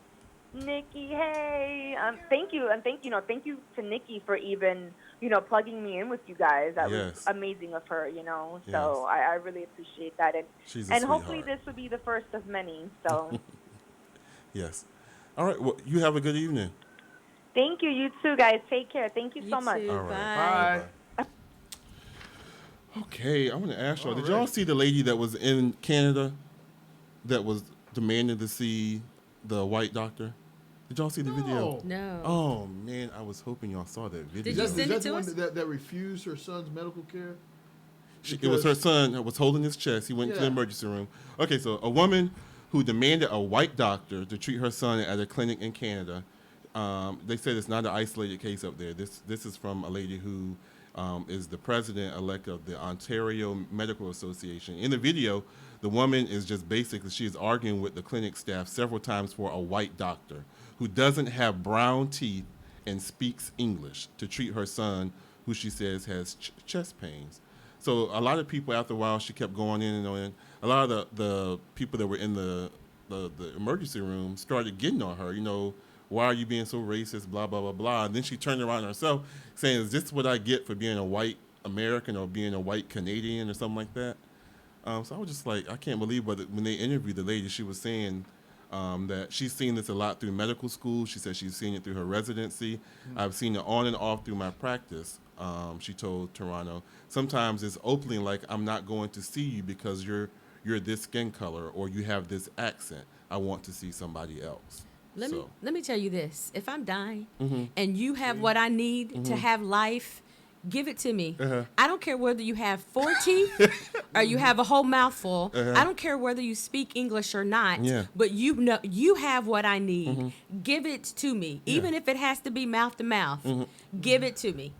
If it's going to save your life, if it's going to save my life. So this was the question. I want to know: That's have called you, entitlement, in your journeys, ever experienced any type of racism or discrimination open like that on your job? I mean, that was just like open. So somebody qualified standing right there, and they're like, "I want to see somebody." So I am a therapist, and at one point I was working in children's homes. It's called In-Home.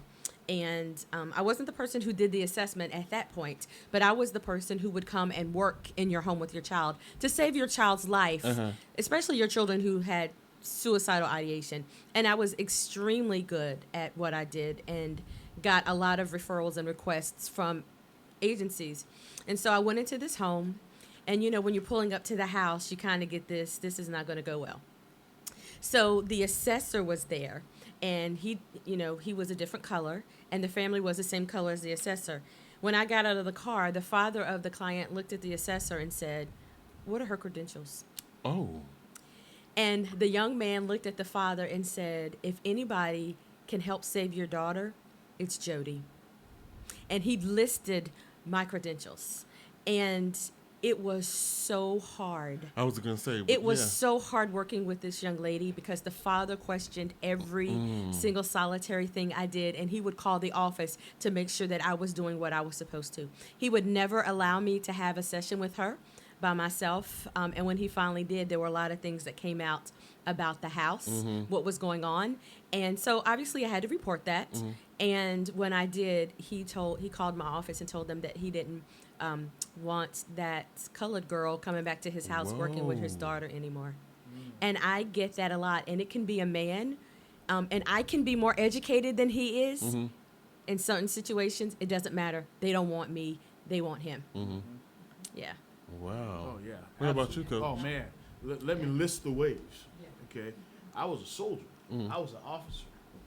And I've gone on funeral details where I am the only diversity on the team, but I'm in charge. And folks would ignore me and go to one of the privates as if they're in charge. It's happened, and we know this, as African American men, we have to prove our competence. Where other people have to prove their incompetence. And that happens in the military, happens in the civilian world. As a pastor, I was the keynote guy at a conference. And folks were not sure I knew what I was talking about, and I helped write the book. So it happens all the time, and the way I look at it, I always look at it this way: if they can't see the value in me, that's their loss. It doesn't cause me any heartache. It doesn't cause my feelings to get hurt. I love me some me, and I don't know you well enough to allow you not to love me. Exactly. Nikki, have you? Yes. Yeah. Yes. In corporate or doing what you're doing now? Corporate and what I do now. Even for a private client, I have the experience being the face for this private client. They were expecting the client instead of this tall, at that time, young black woman. But Still tall. yeah, absolutely, I'll take that. But they were expecting. I'm just going to go ahead and say it, they were expecting the white man to come in because he's the one that signs the checks. He's the one with the money.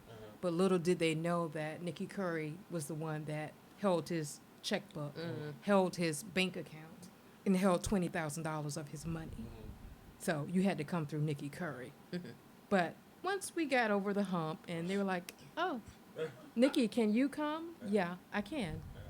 But it just took a while for us to come to an agreement. But it happens. It definitely happens. So when you encounter these type situations, do you take a passive stance on it? So you never said anything to him? No, I never had to because you know what, Will? My work spoke for itself. Okay. My work spoke, and that's the thing, you know. My work always speaks for itself.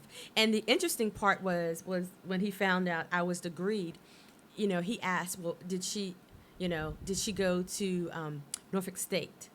Oh. And he was like, no. And because it's always, oh, she must have gone to an HBCU and she's educated. And he was like, no, she earned her undergrad from ODU and her master's from Regent. And he and I went to Regent at the same time. And I didn't have to say anything because my work spoke for itself. But it was just a sad situation because I had made so much progress with his daughter, more progress than any other therapist who didn't look like me but looked like her had made with her. Because I meet people where they are, and that's a skill that I have. And I mean, you learn it going through school, but it's also a skill that I have. And I've learned that I should not ever have to prove that I'm competent just because I'm black. So I don't go in. I go in prepared because I think that's always important, and that doesn't matter what color my client is. It's just who I am, and it's my standard of excellence about myself. But I've learned through this process that I always have to be better. I always have to do better. I always have to know more. And he would try to sit down and have conversations with me where he would trip me up. But I know my stuff. When it comes to that, that's my field. It's where all my degrees come from, and I've been in the field since 2003. But I didn't. So you know. I know my stuff. And when you sit down with me, you know, you don't know everything that I know, but you know that I'm a very intelligent, educated black woman, and I take what I do very seriously. And I know my stuff because I know my stuff. But I had to learn not to allow it to change the type of service and the excellence in my service that I provided to my clients and their families. But it was hard for me. I can imagine. It was hard. I can imagine. Yeah. So the big thing is that, you know, when those things happen, and they will, and if you're an African American professional, you're supposed to expect that. You don't let them get inside your decision. You know, I make decisions and I influence people. I don't let people influence me and get inside my decision. So their short-sightedness does not create an emergency for me. Okay. All right. Let's move back to another relationship question. Let's do that. Kind of attraction question. I want to know, have you ever met somebody and you weren't quite feeling them to start with, but they grew on you? Do you believe in people can grow on you, or is it has to be that immediate attraction? Can people grow on you? Has anybody ever grown on you, Nikki? Yes, and then they stop growing. And I should have followed my Your first mind, as right. I said. Yeah, and I regret it because So you believe attraction is either there or it's not? I do believe that, especially when you get older. It's either there. Don't waste each other's time.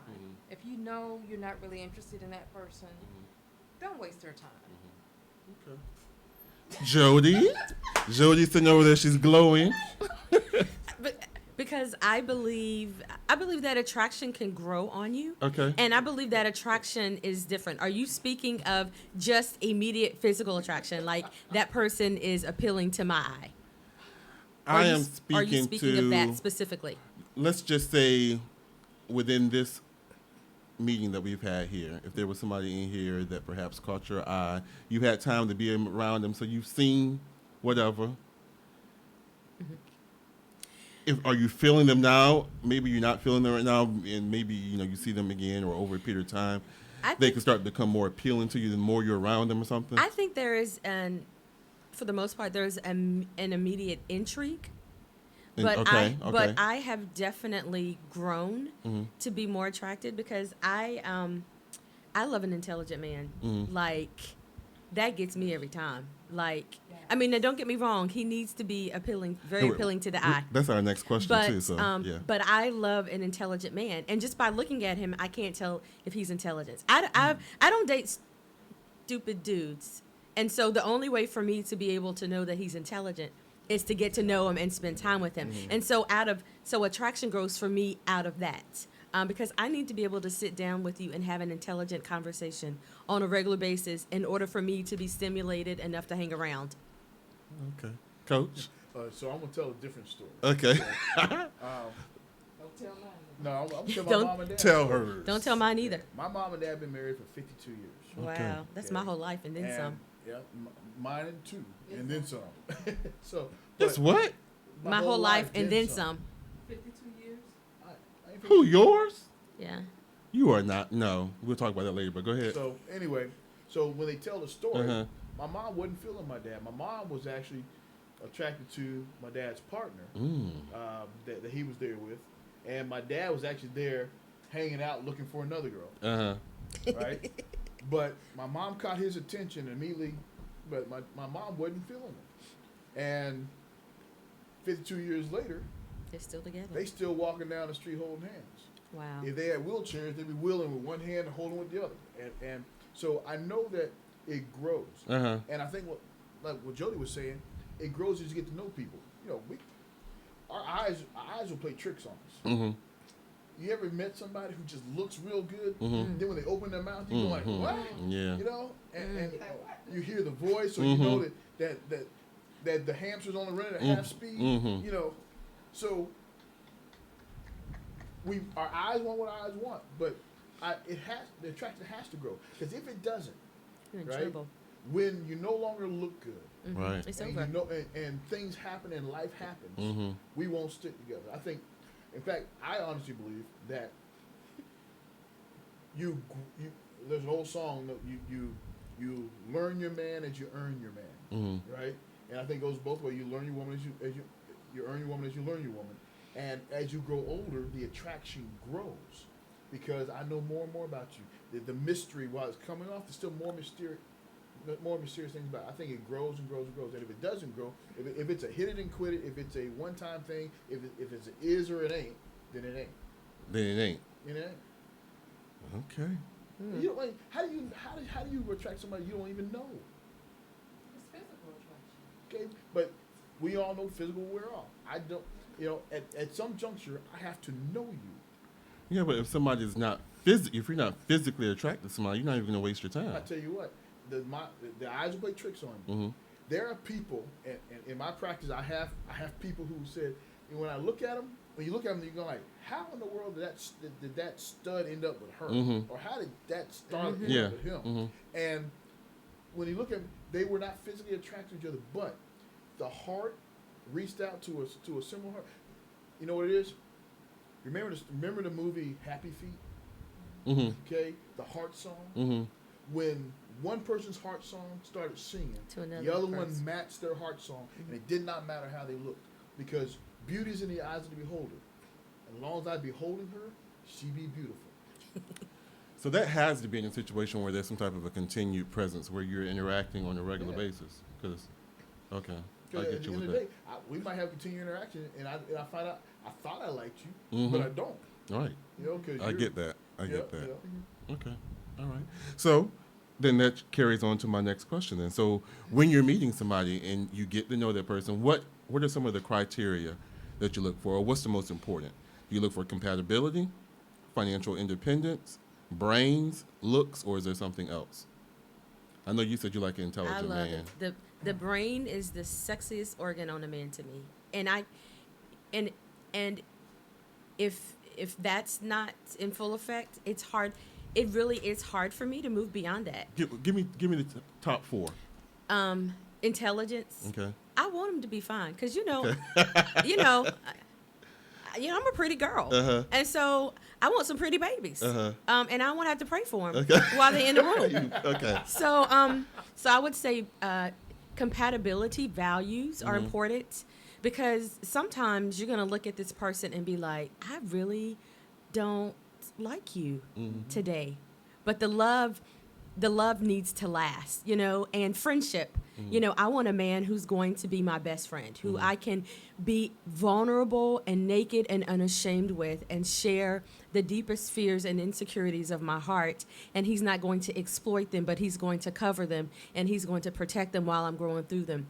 There is this song called Insanity that I've heard, and it talks about sometimes as lovers we break up, but it's always the friends who fight for the reunification and of the relationship. And I believe that friendship is absolutely important, because if you don't have that, then what happens, what happens when something goes down that you have to fight, you have to fight for?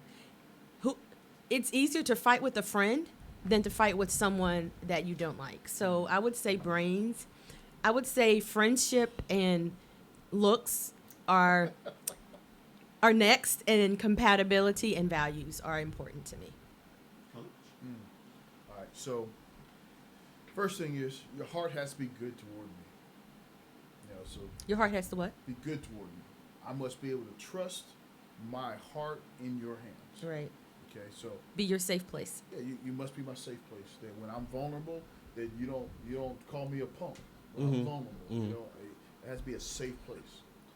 Number two, for me, I want somebody who has a good relationship with God.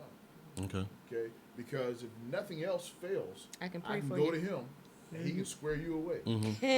Or he can square me away. But the idea that so your heart's good toward me, you have a deep abiding relationship with God, and you are a good person. Whether you're smart, whether you got money, with all that stuff, that will come and go. But who you are exists. So as I'm looking at Know Our Us, you have to be able to bring to the table. One of the big things, and probably the fourth thing, is you must be able to have synergy with me. Okay, you're whole. I get that. You're whole. You come to me whole. I'm coming to you whole. So 100% of you and 100% of me should not equal 200%. It's 100%. It should equal 250%, 260%, because that extra is what we bring to each other that creates a whole new entity. Have you ever found that? Oh, yes, I have. Yeah. Yes, I have. Okay. Yes, I. And I met her. I was getting ready to question. And I met her, and she is DOC approved. Really? Okay. So I like All her. right. I will say yes, I is. Okay. I like her. So, but when you find the one, okay, you know. You know when you lose the one too, I think. You do. Yeah. And if you're fortunate enough, and God smiles on you, when you lose the one, 20 years later He'll bring the one back. Oh, they're older though. I don't want to lose. I don't have They're gonna be 21 older. years. No. What do you say? What you say, Nick? Anyway. Okay. I'm gonna choose to answer this question. I think my number one is what is my number one? You have to be loyal. You have to really be loyal to me. And that's across the board. Yeah. You have to present well. Not necessarily you have to be fine, but you need to be able to. You have to have a good personality. Present well across the board. Doesn't necessarily have to be your aesthetics. You don't have to be like fine as far as physically, but at least present neat and well. You have to be ambitious. You have to be beyond ambitious. You have to be super ambitious. Because I want our life, and I don't want anybody who's trying to mooch off that. I want somebody who's going to bring as much energy to as I do. And then you have to be a spiritual person. You don't have to be churchy or anything like that, but you have, like you said, you have to have a relationship with God. But one thing that's important also is I have to be able to hear your voice. So that when you speak to me, when you find the one, that person can say things to you that people have been saying to you forever. And you but get will it. Finally get it. And you get it. You will get it. And you'll get it. Yep. And you'll want to get it. And that's the other thing for me, Will. I want a man who makes me want to be a better woman. I want a man who is so anointed for me that he makes me want to step up my game in every area of my life and not be complacent and not settle and become comfortable, because I don't want a man who becomes comfortable. And the finances are important. When I was in my 20s, I would tell people the light gets cut off. That's a whole nother story. But now that I'm grown, no, sir. But I want to build that empire with you. You don't have to come to me with the empire fully established. I want to build it with you because I think there's so many lessons in that fight together and in the daily struggle of building what it is you dream of having and having and what it is I dream of having. But I need a man who can challenge me because I'm a handful and I'm my daddy's baby girl, you know, and I need a man who can say no and look at me and mean it and not let me get my way because I'm cute or because I asked him nicely. Yeah. Yeah. Absolutely, and I think in the movie, As Good as It Gets, Jack Nicholson says that line. Because when she says, you're not going to sleep with me, I'm not going to date you, why do you keep bothering me? He says, because when I'm with you, you make me want to be a better man. That's it. And one of the things we talk about on the rules, is that's how you know you found the one. When she makes you want to be a better man or when he makes you want to be a better woman in all aspects of your life. Jodi, I think you hit it right on the head because without that, nothing else matters. And that's so important to me, that a man who can help me become better, not just for him and not just for our relationship, but even for myself. That is so important. That's so important to me. Yeah. Well, I want to see, because I've been trying to get this one married off. Nikki, what are the top 4 things I need to look for? Yeah, let us know. Let us know, Nikki. Oh my God. Because we love you and you're a good woman. Yeah. Oh, you guys hit. And I got prospects for you. I mean, you guys actually hit everything on the head. Everything that you said, that's what I think. But allow me to add one component. I would love a man with warmth that makes me smile on the inside. Makes your heart sing. Yes, and if he can make me smile on the inside just by showing up, he's got you. He has me. I mean, he has me. And the thing is, while he's making me smile on the inside, he needs to have a little edge with him because I'm not your cookie cutter kind of girl. Okay? You got to have a little edge with you. You got to have something about you that make me go, So you like him in a suit, but with a little bit of thug? Exactly. Because that's how I like him. Actually, that's exactly what it is. Ever since I was 16 years old, a man with a shirt and tie on, a professional man, a businessman, a man with power. And influence. You have to have something, a personal power, or you have to have something that you are respected, loved, and you actually make an impact. That's attractive to me. So let me ask a question. Oh, Lord. You said something. There you go. No, I need y'all to pray for me. I saw this, and when I first saw it, it struck me as odd. But then when I talk to women, they say absolutely. So I saw a video where it was over in England, I think, and these women were talking. And this one woman said, I want a guy who can tell me no, and I listen. Exactly. Oh, yeah. Oh, yeah. You know? Oh, yeah. Because you know what? Because when the storms of life are raging, he's the type of man who's going to take charge and he's going to cover you. And you will be able to trust that he's going to cover you. And there may be a piece that you play in that covering, but he's going to cover you and protect you. But that's how you know, because he can say, no, not today, not that, not right now. Exactly. And you know that he's saying it because it's good for you, because that's the best decision for you and where he's trying to take you. And then allow me to add, Jodi, as the 2 women in this group, and if he's not able to do that, we will run all over him. Strong women, Gladly. happily, we will run over him, cheat on him, whatever. I'm not saying, I'm just saying. But Right, because some happens. women will. It's true. Because some women will. Because that's what we really want. Because every woman wants to feel safe, Right. secure, Exactly. and protected. Tell me no. So what's the borderline between being deemed controlling? Is when he doesn't hear your voice. See, here's my thing. So there are going to be absolutely things that he should be in charge of. Okay. Because he's much wiser. He has more experience, and that's his area of expertise. Okay. And then there should be some things that he knows, you know what, this is something she's good at. This is where she's gifted. This is where she's graced. Okay. Let me listen to her, and let me take this into account before we make a decision or before I make a decision. Okay. Because he's going to have to be the head of my household. Okay. Before he makes a decision, but he's willing to listen to my voice, and he listens to me as a balancing. He balances out for me because let's face it, we love you all, but you all don't see a whole bunch of stuff. You miss it Especially when it comes to sometimes. other women. Can you say that again? Especially Always when it comes to other women. Okay. But you miss things. And so that's why God said, I'm creating a suitable helpmate, because he knew that you all were going to need somebody to be your eyes and ears. And so that is absolutely important. See, and what's important about that is that when even on the show with clients, trying to help guys understand there's a difference between being abusive and being firm. Oh, absolutely. And the idea is that she will always respect the man who will tell her no, provided that she knows he will only tell her no when he has to. When he has to. Not because he can. Not because he can. But because he must. Because he must. And she trusted him. So that's so very important. It is absolutely so very important. Okay, we're going to take a quick. We've been talking a while.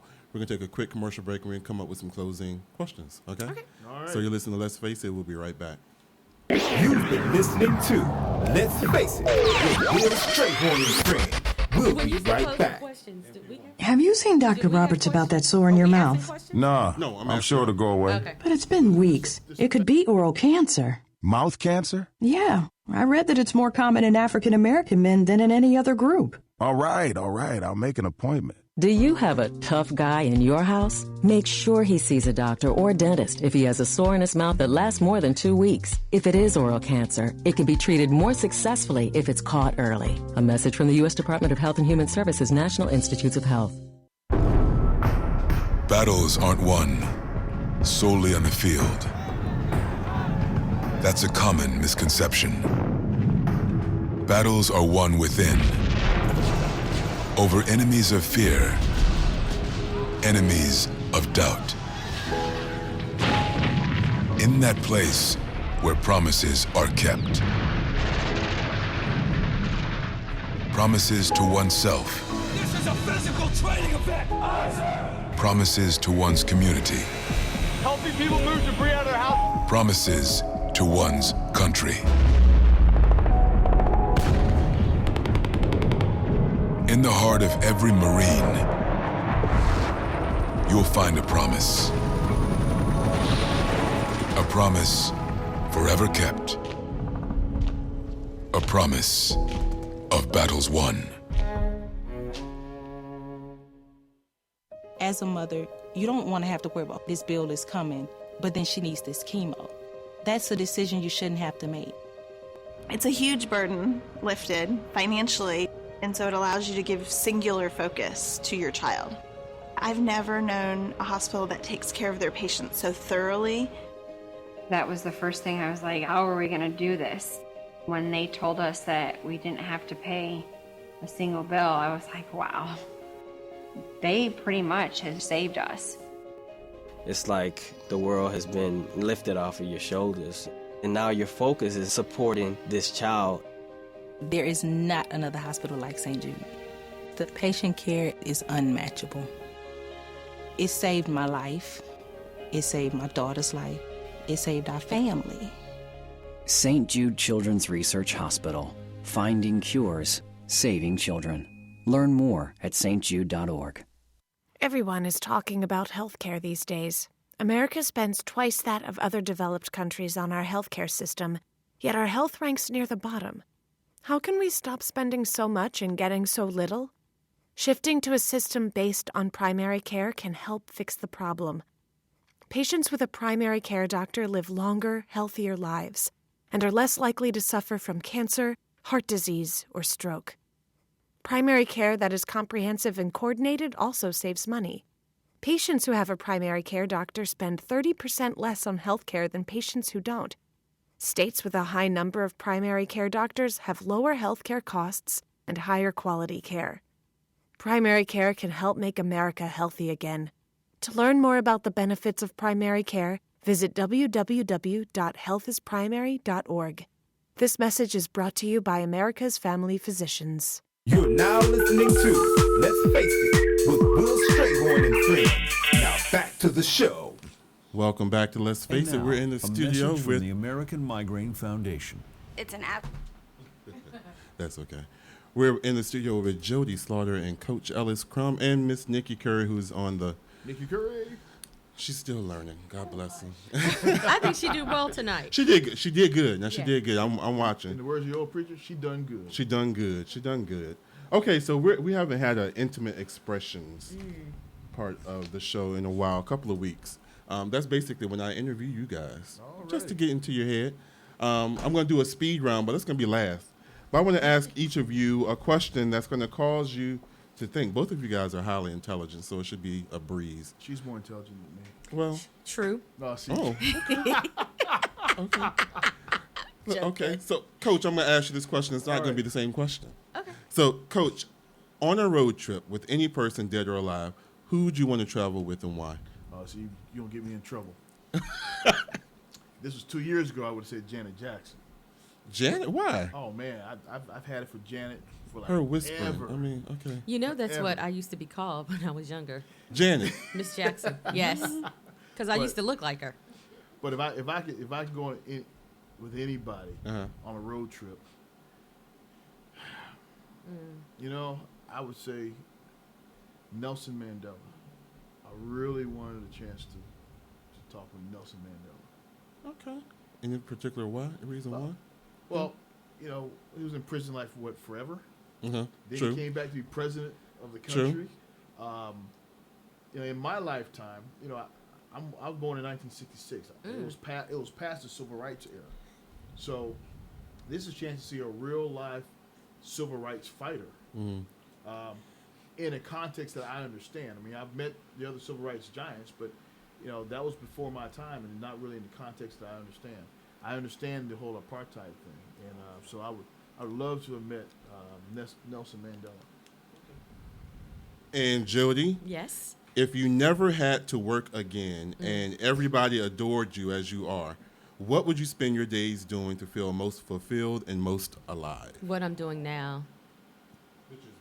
So I'm a coach and a consultant, even though I don't call myself that anymore. I say I'm a lifestyle architect, and I would go around speaking on empowerment, teaching people how to start businesses and run their businesses, and create financial freedom for themselves and for generations to follow.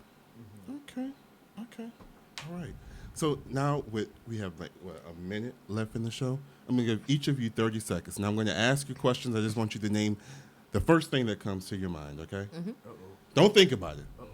Just 30 seconds. And we're going to start with, okay, I have a number in my mind. Coach, give me a number between 1 and 20. 7. Okay.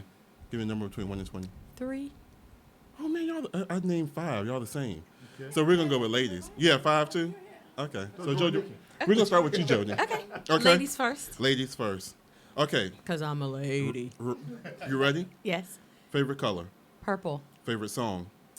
When Doves Cry. Your best quality? My smile. Call or text? Call. Dress up or dress down? Up with some nasty shoes. Ooh, nasty heels. stilettos. Okay. Early bird or late owl? Early bird. Cats or dogs? Dogs. I'm allergic to cats. Money or fame? Both. Just not at the same time. Saver or spender? Saver, except on my shoes. Oh, shoot. Okay. And food. And food. Think before you talk or talk before you think? I talk before I think most of the times, unless I'm in a professional capacity, and then I think first. Last movie you saw? Wonder Woman. Ooh, biggest fear? Dying without fulfilling my purpose. Ooh. And favorite thing to do in spare time? Hang with my family and friends while listening to music and eating. All right. Coach? Yes. Biggest turn off? Ratchetness. Biggest turn on? Ooh. Non-verbal. Quick. All right. Sensuality. Okay. First thing you do when you wake up? Shower. Rub his head. Favorite thing to do in your spare time? Jazz music. High salary or job satisfaction? Job satisfaction. What phrase do you use the most? If you know the rules, you won't get played. Okay. And would you rather take the pick or be in the pick? Take the pick. Zodiac sign? Cancer. And give me 3 wishes. Transformational conversations. Okay. The rules, and the pastor again. All right. Thank you both for coming on the show. I appreciate it. Thank you so for much. having me, Thanks for Will. having me, Will. So what's going on with the rules? Where are we? We're for the television shows, both Richmond and Hampton Roads, we're on hiatus. Okay. As we're building up to the next season. Okay. Radio shows are going every Thursday night. And how can they tune in to listen to? They can tune in on blogtalkradio.com, Survival Radio Network. Okay. All right. 7:30 Thursday nights. Does anybody have anything they need to announce?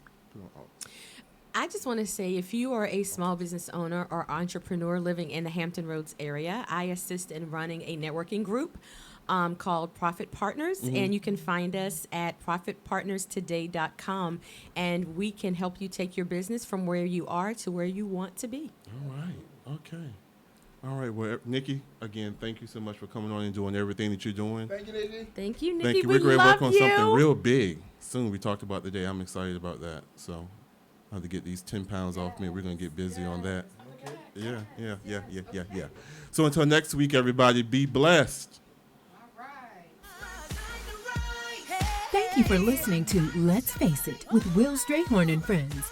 Please be sure to visit us on the web at letsfaceitradio.com and at Let's Face It Radio on Facebook for the latest in show information and exciting, innovating ways that you can be a part of the show. So tune